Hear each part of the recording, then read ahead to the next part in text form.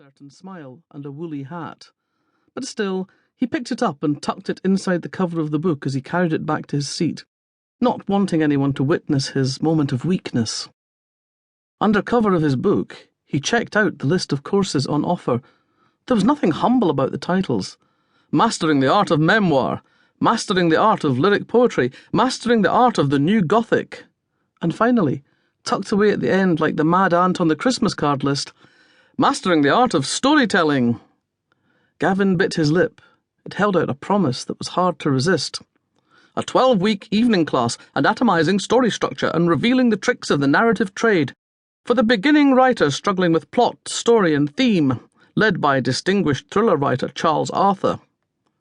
Gavin wasn't entirely sure you could be distinguished and a thriller writer, but he was willing to suspend his cynicism. He'd read a Charles Arthur novel once. It had been one of half a dozen books abandoned in a holiday cottage. The prose hadn't been up to much, but Gavin remembered the story had hurtled from twist to twist, unlikely events stitched together with a skill that produced the appearance of sense. Perhaps Charles Arthur was exactly what he needed. There were 16 of them.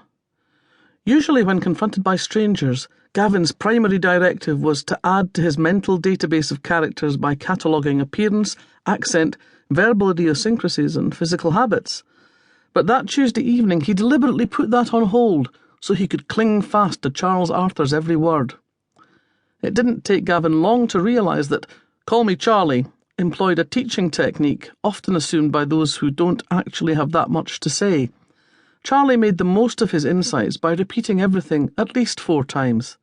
First, he delivered the straightforward statement. Then he elaborated it in slightly different terms. Next came a second variation. Then finally, he'd returned to the first bald statement. Once the methodology became clear to Gavin, and he understood he only had to listen to a quarter of Charlie's words of wisdom, he relaxed and allowed himself to check out his fellow students. He didn't get far. He nailed the salient points of an elderly woman with badly dyed hair but surprisingly expensive-looking shoes and handbag, followed by a man of indeterminate age with the sagging jumper and straggly beard of someone with only 3 mates who could all list FA Cup winners and Christmas number 1s from the dawn of time. And then Gavin stumbled to a halt. She looked like a waif crossed with a wolf.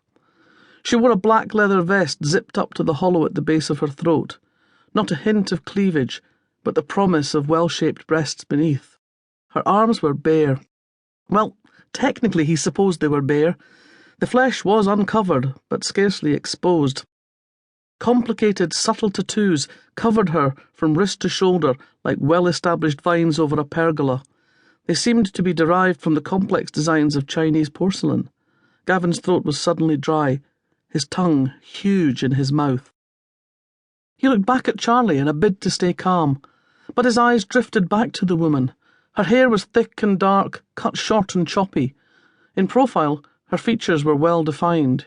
He recoiled from the word chiselled, but it kept slinking back, annoyingly irresistible.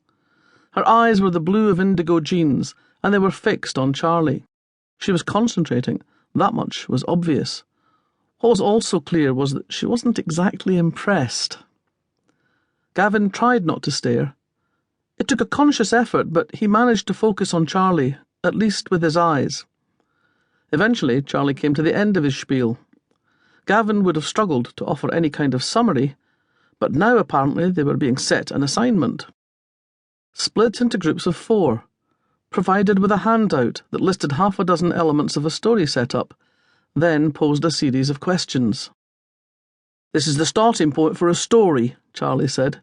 "It might be a short story, it might be a novel, it might be a screenplay, that's up to you. What I want you to do in your groups is to brainstorm these bullet points and questions and come up with a plot line. You've got 20 minutes to work on that before the end of class. Your assignment for next week is to take that plot line away and write your version of the first 1,500 words of whatever it is." He spread his arms in a gesture of generosity. "Enjoy yourselves." Then he turned away and opened his iPad. They were in the same group. Gavin didn't even have to engineer it. They fell naturally together along with the bad hair dye woman and the straggly beard bloke. The woman with the tattoos, and, it turned out, the black jeans and biker boots, was Natasha.